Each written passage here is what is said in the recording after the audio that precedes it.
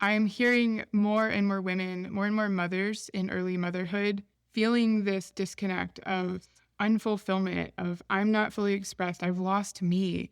And there's this seeking that's happening, a seeking to find peace, to find fulfillment. And I think too often we can assume that the problem is the marriage, or the problem is the husband or the partner that we have found ourselves with. And in our culture, we can be really quick to throw something broken away and go buy a new one. Hello and welcome to Held and Heard. This is a podcast for pregnant and postpartum mamas who want to feel more connected to their babies and more confident in themselves. Here, we talk about elimination communication and infant potty learning as a way of listening, not as something to add to your plate, but as a way to better understand what your baby has been communicating from the very beginning. This is a place where you learn to trust your baby and yourself. I'm your host, Heather Medlin, mother of 3, infant potty learning educator, and founder of Ready from Birth, where I guide postpartum mamas through every stage of early potty learning, from birth to toilet independence. Each week, I'll help you slow down, tune in, and discover just how aware and capable your baby already is, so you can meet them with confidence instead of doubt. Your baby is communicating, and you are capable of listening. Let's get started. Hello, and welcome back to Held and Heard. Happy Mother's Day to all the mamas out there.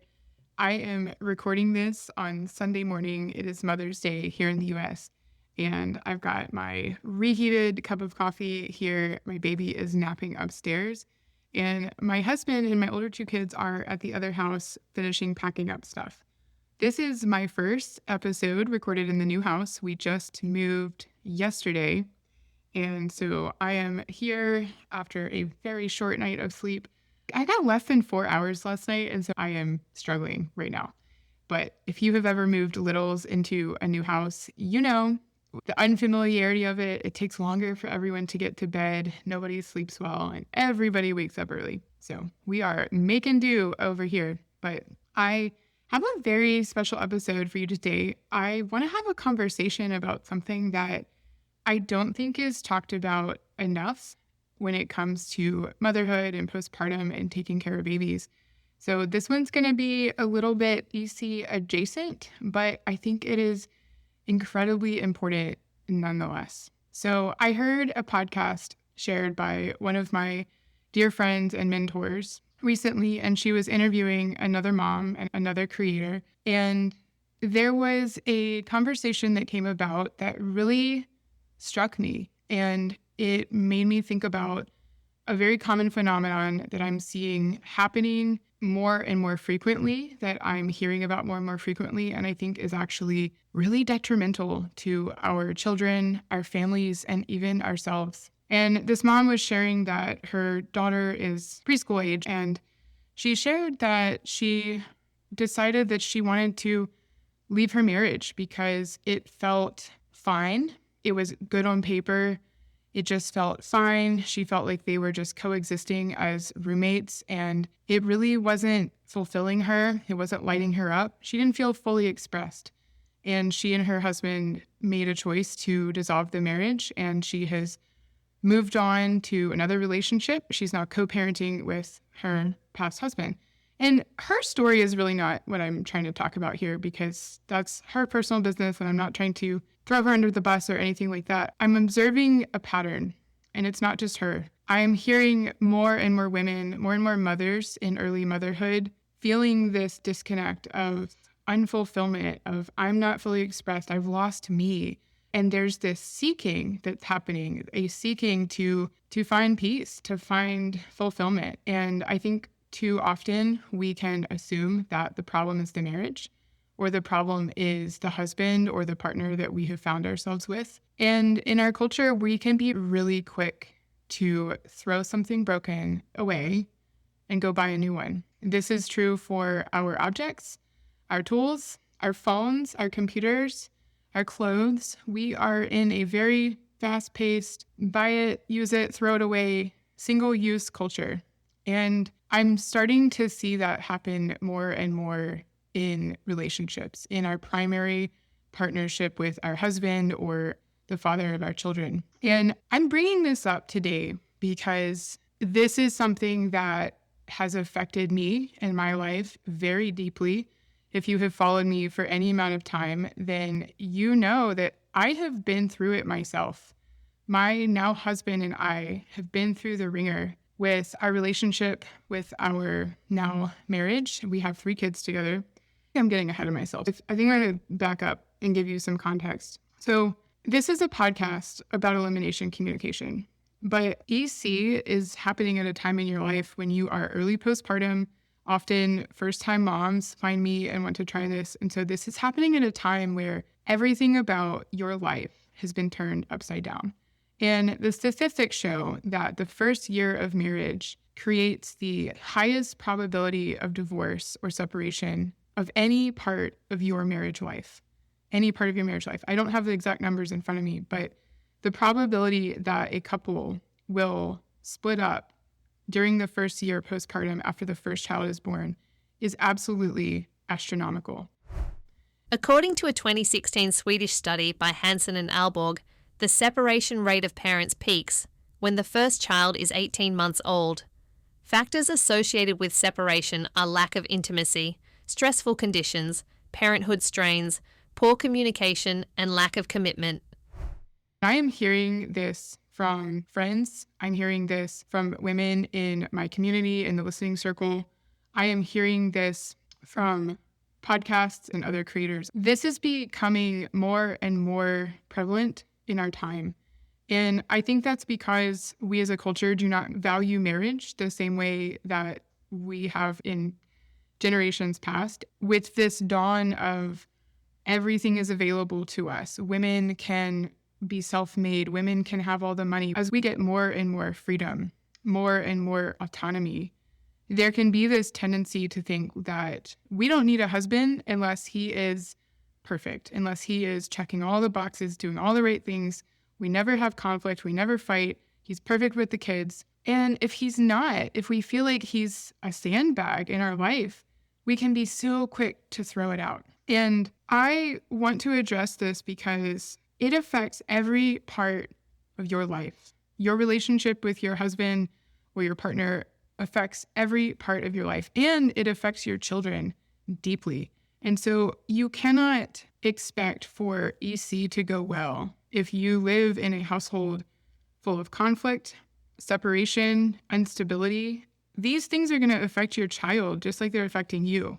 We can't talk about infant care in a vacuum. Your relationship is primary. It is undergirding the success of all of this. I want to share a little bit about my story so that you know where I'm coming from. I am not sitting here on an ivory tower being like, you should get married. It's great, because let me tell you, it has not been great for me. And I have been married before. I'm actually divorced. That marriage only lasted 3 years and we didn't work out. And looking back, I can see the mistakes that I made that are why it didn't work out, the choices I made. And I left that marriage for similar reasons as the woman that I mentioned in the beginning of the story. I didn't feel fulfilled. I couldn't see myself having children with him. It felt flat. It felt unfulfilled. And I just couldn't see myself spending my life with him. And obviously, these are things that we all think are going to work out before we get married, but it didn't work out. And so I threw that one away and sought something else. I didn't have any children with him, but I did meet my now husband after that period of time. And we proceeded to have 3 children together. Never got married. Both of us had seen very unhealthy marriages in our parents' relationships. We were both children of divorce. And we just generally had this feeling of, if marriage is going to end, it's going to be so miserable. We've only seen miserable examples of marriage. Why do it? And so we chose not to get married. And we had 3 children. We are actually now married. We just got married in November of last year. So I've been married for 6 months now. My oldest is 5. And we have been separated twice. We separated once when my oldest son was 18 months old, shortly after I had gotten pregnant with my daughter. And we were separated until she was born. She had a very traumatic birth, almost died. And we decided after that to try again. And we tried again. And we were doing well for a while. And we chose to try for a third child. We got pregnant successfully. We then moved, started new jobs. We were at a pinnacle of stress and conflict and financial stress. And I was very pregnant at the time. And the conflict became so great that we ended up separating again. And I thought we were done. And I moved in with my mom temporarily with my kids. And I spent the last 4 weeks of pregnancy and first 3 months of postpartum by myself as a single mom of 3, convinced, certain that I would be a single mom of 3 indefinitely. We had no plans of getting back together. We thought it was over. And that time, I can look back now, and both of those separations were extremely destabilizing for my older 2 children. They happened with my oldest when he was very young, about 1.5, and with my daughter shortly after she had turned 2. These are some of their earliest memories. And I'm not proud of that. And my husband is not proud of that. And we know how we struggled. We know how our struggle affected our children. And now we have chosen marriage and we have chosen commitment and to work on our communication and build a life together and choose togetherness, to choose imperfect togetherness versus throwing it out and starting over. And why do we choose this? And so this is where I really want to share some of the things that have happened in my life in the past year. And the biggest thing that has changed for us is that both of us found a relationship with Jesus. And you're going to be like, oh, great, here she goes. Now we're talking about Jesus. And I know that there are many of you listening who probably do not believe in God. You probably want nothing to do with God. And you may turn this off and you may not come back. And that's okay. I'm going to share this anyway because I want you to hear it if you're willing to stay. I myself am a recovering atheist. I was raised in the church. And I was all about it until I went to college. And I'm sure there are many of you who can relate to this. I went to college. I developed a relationship, started doing things that didn't align with the rules and regulations of the Bible and what God expects of us, if you're familiar with that. And I was like, you know what? It just doesn't make sense for God to exist. He's just not real. And I abandoned my faith. I met a lot of people who were not Christian. I read a lot of philosophy books. I deepened my interest in astronomy, and I just generally concluded that God could not possibly be real. And that was when I was 17. I'm 35 now. And so I spent largely half of my life in a relationship with God, and then it abruptly ended. And it wasn't until I was 34, 17 years later, that I found myself pregnant with my third baby, living in my mom's house, about to have my third baby alone in the hospital. And I thought our relationship was over. We had broken up twice. Things were not going well. Things were really bad at that time. And I was done. And then something happened. A friend gave me a book, and it was called Trusting God Through VBAC. If you know my story, you know that I have had 2 emergency C-sections with my older 2 kids. And I was expecting to have a third C-section with my son. When I lived in Philadelphia prior to moving to South Carolina, they assumed that I would have another C-section. That was the plan. I was being treated as if I had a high-risk pregnancy. And when I came down here, I came to a new doctor and they said, you know what, let's have an ultrasound. We want to see what's going on for ourselves. And so I went to that ultrasound and they examined me and they concluded that the uterine window from my C-section scar that they had seen in Philadelphia at my 20-week ultrasound was gone. They couldn't see it at all.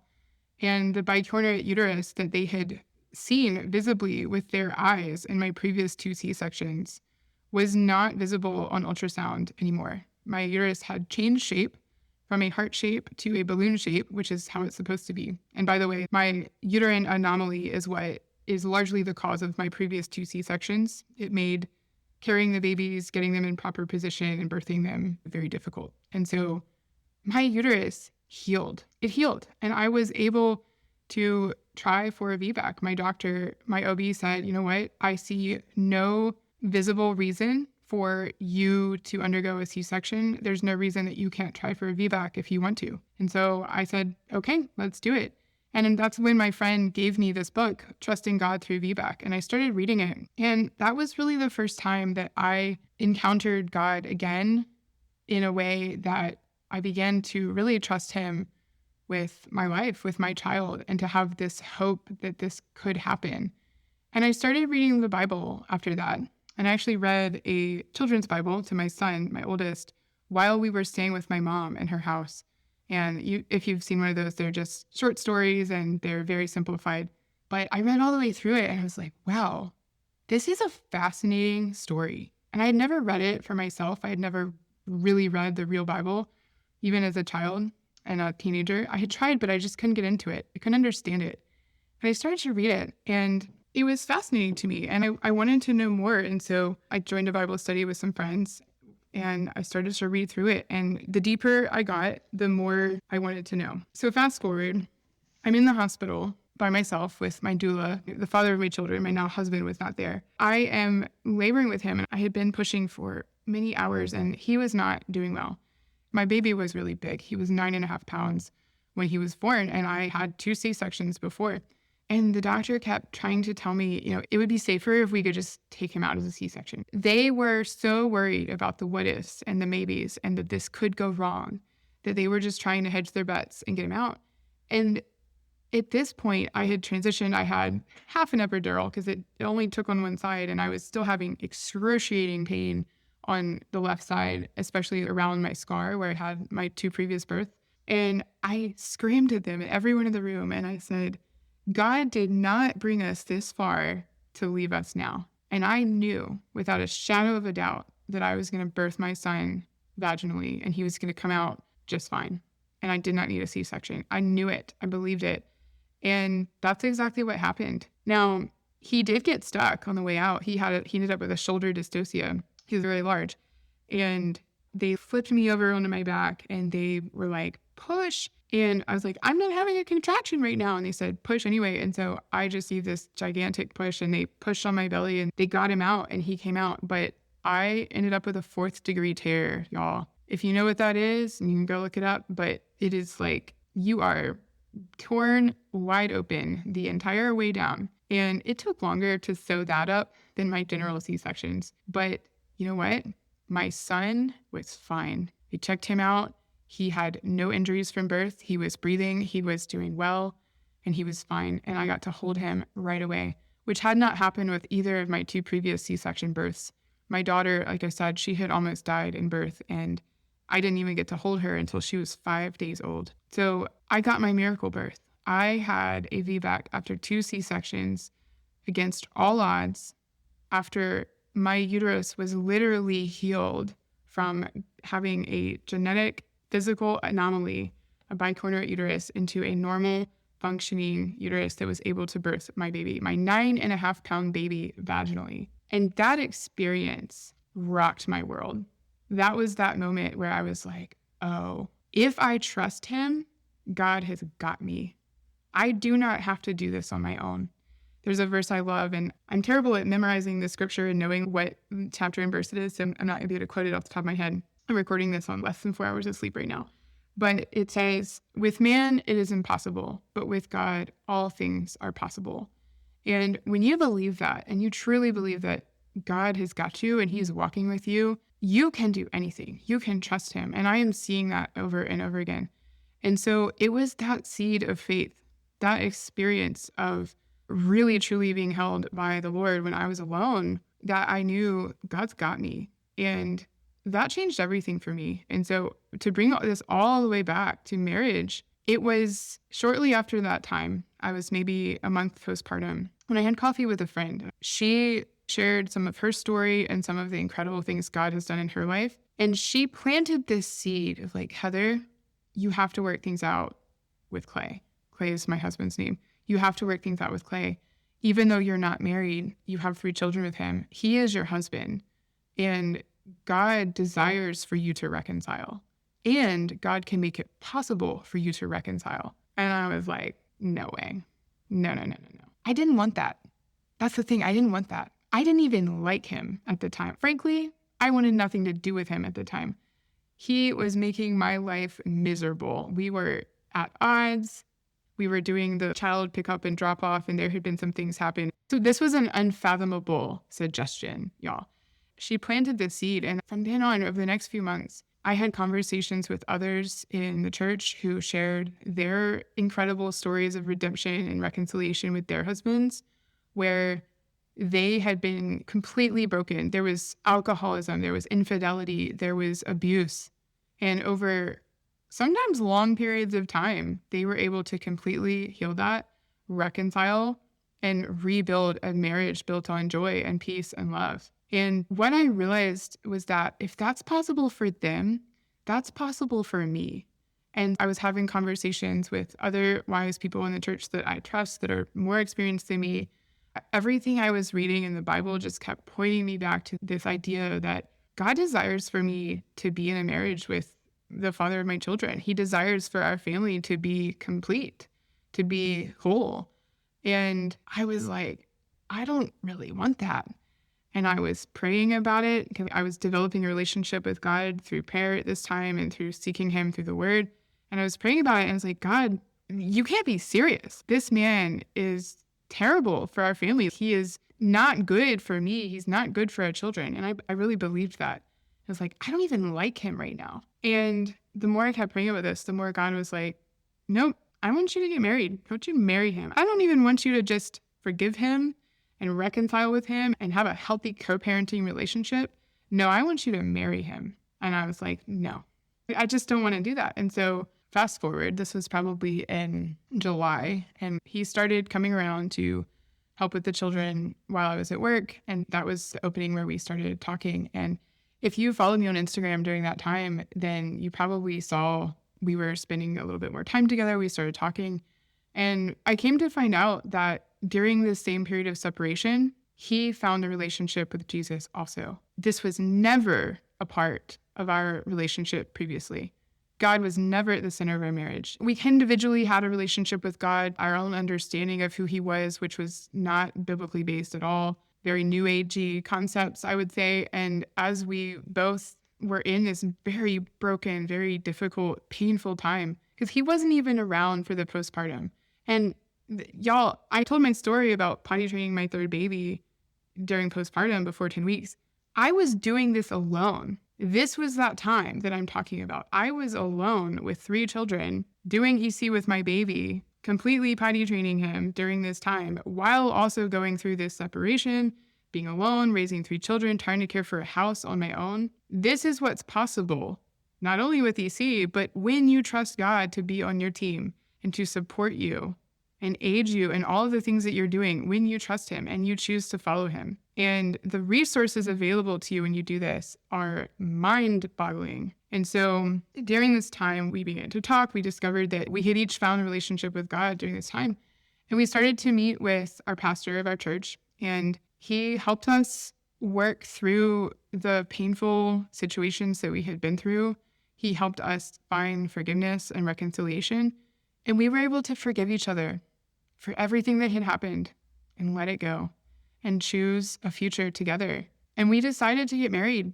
We decided to commit that we had already come this far with our 3 children and we want to be a family. And it is like rebuilding from the dregs of the bottom of the coffee pot, y'all. It's not great. It's not easy. And I'll tell you, things did not magically shift overnight when we got married. We did not have the newlywed honeymoon, everything is rosy experience because we've already lived together for about 5 years. We've been together for a long time. We've been through a lot. But the difference is we've made a commitment. We've made the commitment to be together for life. And we know that we have time to keep working on these things, and that when we put God in the center of our marriage instead of our own agendas and our own selfish desires and our own fulfillment in the center like we had been doing before, when we realize that we're on the same team and God is on our team and we are on his team, everything becomes possible for us. And we have experienced so much healing and so much growth from this already.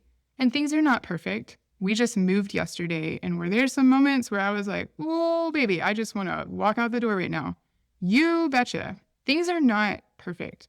But that's what I want you to hear, is that you can choose to be in a committed relationship. You can choose your marriage, even when it's hard, even when it doesn't feel shiny and fun and rosy and sexy. You can still choose to work on things.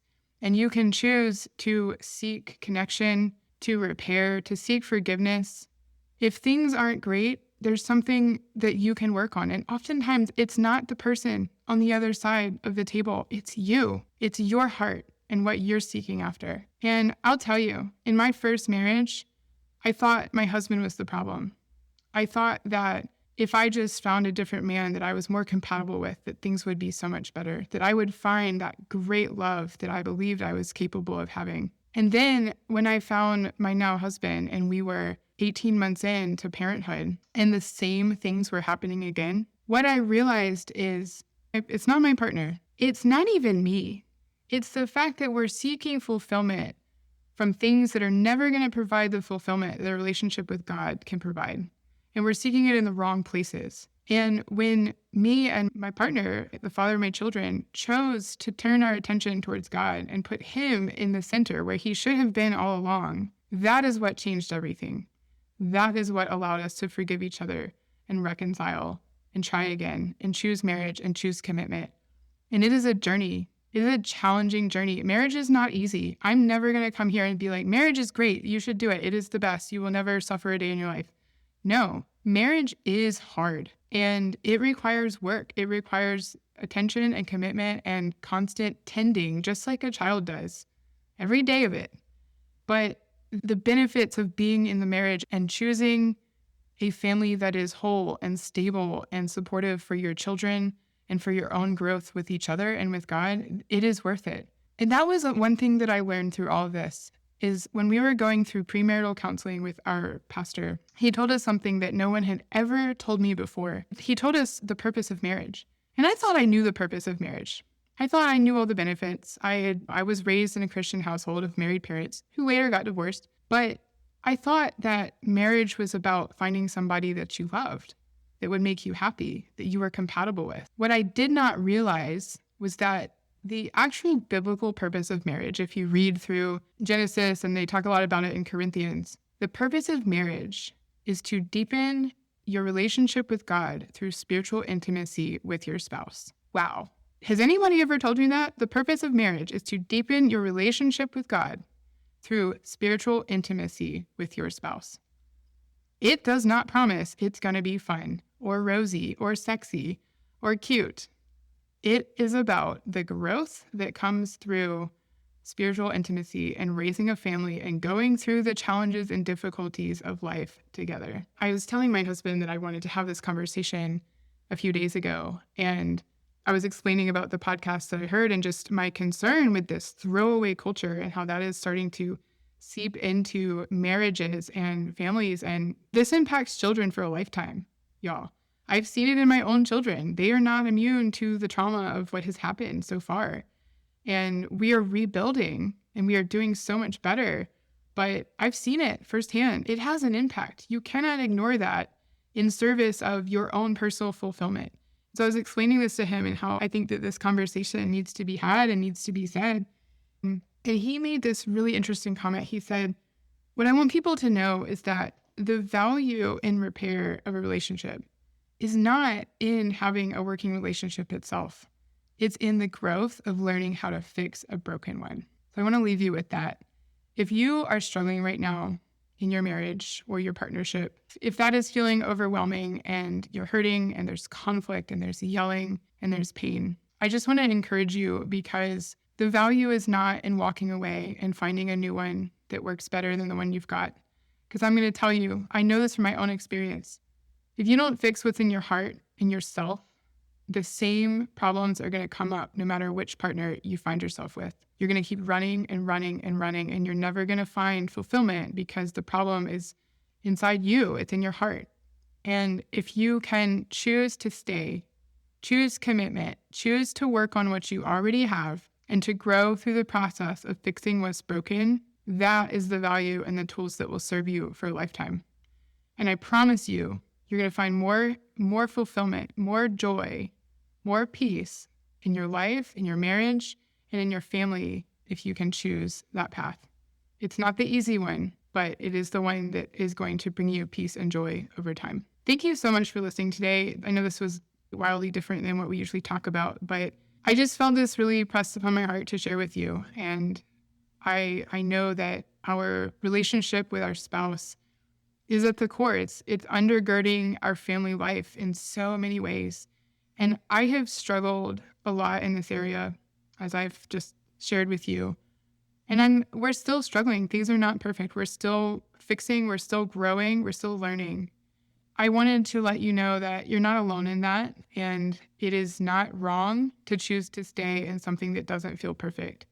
Thanks so much for listening, and I will be back next Monday with another episode. Bye for now.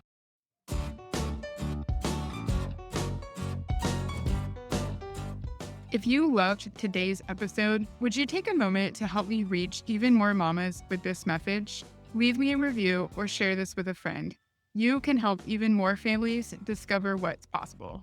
You can find education and support for every stage of your baby's potty learning journey at readyfrombirth.com. And be sure to follow me on Instagram at readyfrombirth.ec. Thank you so much for listening. I'll be back every Monday with a brand new episode. See you next time. Bye for now.